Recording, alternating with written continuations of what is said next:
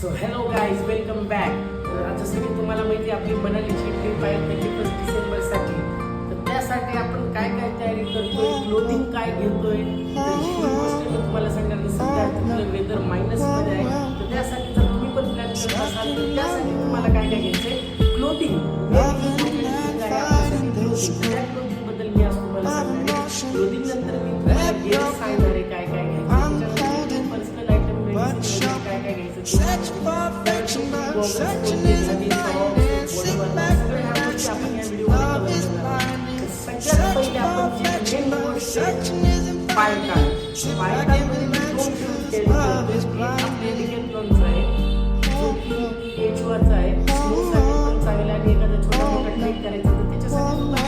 खूप चांगला शूज आहे, जिथं आपल्याला ग्रिप जास्त मिळेल, सटकणार नाही, काही होणार नाही. स्नो मध्ये तर सगळं सटकणार आहे, त्यात काही वाद नाही.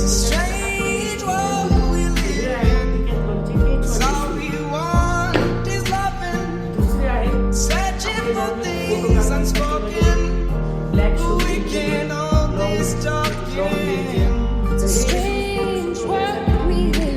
पुढे आपण हे वापरू. सगळ्यात मेन गोष्ट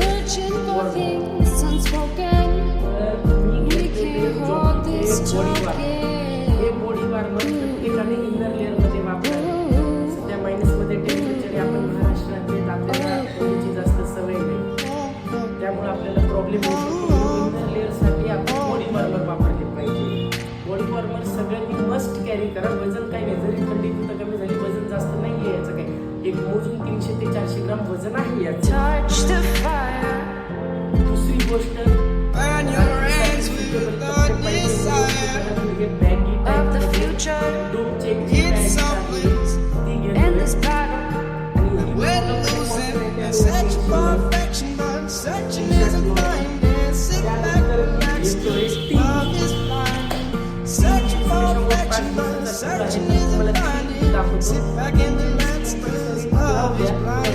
पण काम होते, पण माझ्याकडे जागा आहे म्हणून मी 3 जीन्स कॅरी करतो. परत ही एक जेन्सन्स गेअर म्हणून आहे मुंबईमध्ये, जेन्सन्स अम्ब्रेला अँड गेअर, ही त्यांची पॅन्ट, ही थंडीपासून वाचवती. अशा 2 पॅन्ट आणि मोठी आहे. ह्यामध्ये तुम्हाला खाली इलास्टिक पण आहे, तर तुम्हाला समजा लॉंग शूज घालतायचे आतमध्ये पण टाकता आहे. ही पण कॅरी करायचा 2 पॅन्ट राहिला पाहिजे. पॅन्ट त्यानंतर आता अप्पर मध्ये काय घेता, हे तर लोअर झालं. अप्पर मध्ये 4 स्वेटशर्ट घेतोय, त्यातल्या हे 2 स्वेटर पुढे जास्त गरम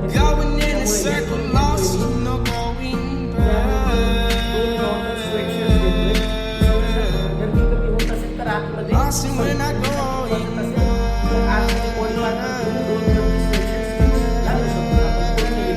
आणि कलर ग्रे आणि पिंक आहे, त्यामुळे कोणत्याही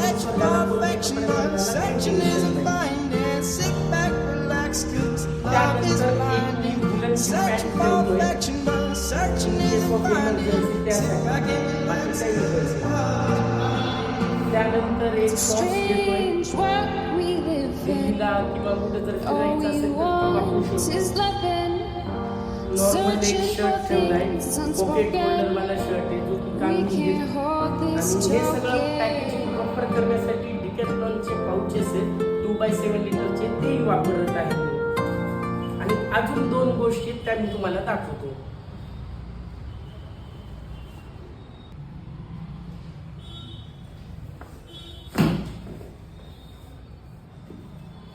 जसं की अजून 2 ते 3 गोष्टी सांगायच्या होत्या, त्या म्हणजे UV पोलराइज्ड गॉगल. आता जो माझ्याकडे आहे तो ओकलेच आहे, त्यामध्ये 4 ते 5 शेड्स आहेत माझ्याकडे, वेगवेगळे नाईट मोड, UV प्रोटेक्टेड वगैरे सगळं हे आहे. त्यानंतर ह्यात आता समजा तुम्ही म्हणताय की तुला चष्मा आहे तर तू कसं करशील, त्यासाठी एक्सटेंड करता येईल असा घेतलेला आहे मी. ज्यांना कोणाला स्पेक्स वगैरे ते हे घेऊ शकतात. अटॅच केलं, लावलं आणि माझं काम ओके झालं. तर हा आपण असा वापरू शकतो. त्याच्यानंतर मी अजून एक गॉगल कॅरी करतोय जो की लेन्स कार्डचा. तर तो म्हणजे इझी वेमध्ये पोलराइज्ड हा नॉर्मल फोटोशूट वगैरेसाठी पण आपण घेऊ शकतो. हे दोन तर मी कंपल्सरी कॅरी करतो. सगळ्यांनी कंपल्सरी टोपी आणि नेक वार्म करण्यासाठी नेक वॉर्मर येतात, तर हे पण सगळ्यांनी जरूर कॅरी करावं. आता मेन मुद्दा राहिला की -10 मायनसमध्ये टेम्परेचर. तुझं स्वेटरवरून काम होणार नाही आणि होणारही नाही, माझं नाही, कोणाचंच होणार नाही.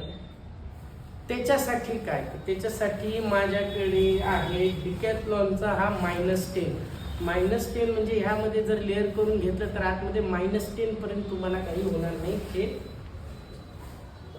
अप्पर लेअर म्हणा किंवा स्वेटर टाईपच म्हणू शकतो, त्याला काय म्हणणार आता दुसरं.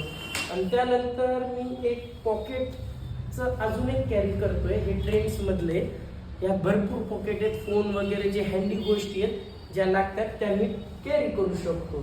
आणि अजून टेक्निकल गिअर्समध्ये मी कॅरी करतोय डिजिटेकचा गिम्बल. फोटोशूट मोशनसाठी ते खूप गरजेचे, पण तो आता सध्या स्टँडवर लावले म्हणून दाखवू शकत नाहीये, पण त्याचे शूट वगैरे तुम्हाला खूप उपयुक्त पडणार आहे. तर ही अशी तयारी आहे. आणि त्यानंतर तुम्ही म्हणताल तू कशात कॅरी करतोय, तर सेम माझ्या डिकॅथलॉन शिवाय मी चूज करत नाही कोणत्याही ब्रँडला. दुसऱ्या वाईट ट्राफिक नाही, काही डिकॅथलॉन मला पहिल्यापासून आवडतात.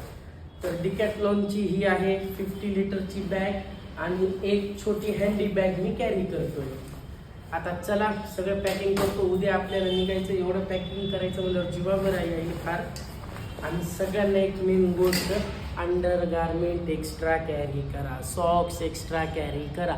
तिथं धुतल्यानंतर वाळणार नाही, त्याच्यामुळं सगळं डबल ट्रिपल 4 एकदाच कॅरी करावे.